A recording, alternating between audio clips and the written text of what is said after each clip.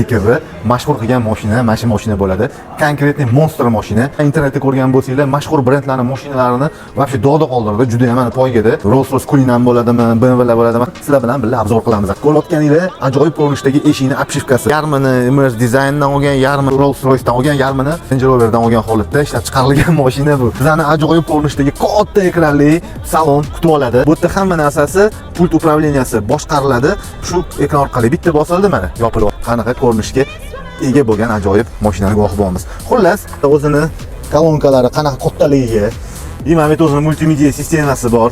Muzika eshitganingizda ham juda ham mazza qiladigan ovoz beradi. Men hozir o'zim eshitib shunaqa menga yoqib ketdi muzikasi.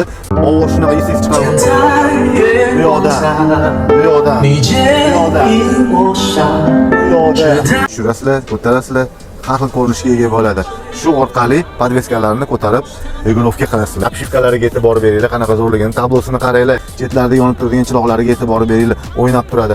Odamni tushgisi kelmaydi. Hozir endi sizlar bilan orqa salonga razm solamiz. Rulni ko'rib olinglar, qanaqaligini. 22 vatda gibrid hisoblanadi.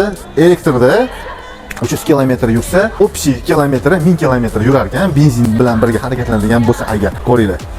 Ana ko'rinishga ega bo'lgan kapitanskiy sideniyani guvohi bo'lamiz. Orqa tomonida o'tiradigan yana o'rindig'i bor. Keyin hali bu hammasi emas, ichkariga razm solamiz. Bizda endi o'zbekona qilib qo'lda yopamiz. Hozir Xitoyda bitta knopka orqali eshikni yopish yo'lini masalasini hal qilishdi. Rusifikatsiyasi angliy yoziki umuman til sozlamasida kamchiligi bo'lgani uchun faqat Xitoy tilisi bor ekan. Mana bu yerda o'zini ochganingizda mana bunaqa ko'rinishdagi xaljinlikli g'aladonga ko'zinglar tushadi, avtomatik ko'rinishda ochiladi. Bu yog'ida o'zini ovqatlanib ketishi mo'ljallangan Prime stoli bor. Sensor orqali mana bunaqa boshqasinglar, tomon yopiladi, ochiladi. Ko'rsak, panorama tom mazza qilib, mana yomg'irni ko'rib, tomosha qilib, dam olib, ham oqadan ketasizlar. Bu tomonda nima ekan? O'qdi, mana bu yerda e'tibor berishingiz mumkin. Pardalari hammasini yopib, yoqmasa ochib qo'yishingiz ham mumkin. Bagajnik ochsa bo'ladigan o'zining funksiyalari bor. Ko'rsanglar. Ochilishini ko'rishingiz mumkin. Qanaqa ko'rinishga ega bo'lgan katta ekranli monitorga guvoh bo'lamiz. Bemalol o'tirib, mazza qilib xohlagan kinoyingizni tomosha qilib ketishingiz mumkin. Bu yerda sensorni boshqariladigan o'zini boshqaruvi bor. Mana bu yerda xohlasanglar musiqa eshitsanglar bo'ladi.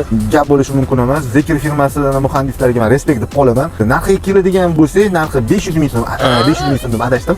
500 ming ayrim biyotda, ya'ni dollarda hisoblaydigan bo'lsa, 70 ming AQSh dollari bo'ladi. Zikr o'zini yaxshi ko'radigan muxlislari, fanatlari shu mashinani 9X modelini oladi deb o'ylayman. Xullas shunaqa gaplar, kimga yoqqan bo'lsa like qilmasdan bosinglar. Sizlar uchun qisqagina ma'lumot berganimdan juda ham xursandman. Kamchiligi bo'lsa, qolganini internet orqali ko'rib bilib olishingiz mumkin. Xullas biz shu yerdamiz, sizlarga shunaqa mahsulotlarni ko'rsatib davom etamiz.